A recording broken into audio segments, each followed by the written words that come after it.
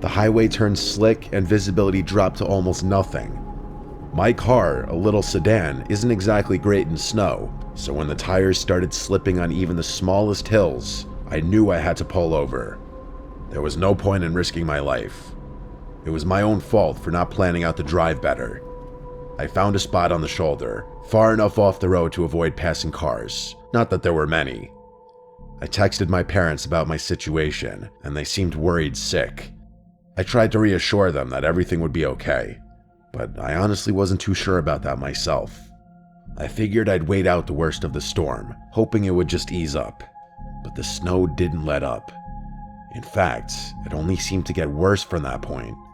It just kept coming, piling up around the car and on the road ahead. After an hour or so, it became clear I wasn't going anywhere that night. My dad offered to try and get out to me, but I told him that that was a death wish. I told him that if the snow didn't let up, I'd call the police, which he begrudgingly accepted as a decent solution. I really didn't want to call the police, and I didn't have AAA either, so that wasn't an option. I told myself the storm would have to let up eventually, and I decided that if it didn't by the time I got tired, I'd call the police. The thought of spending the night in the car made me uneasy.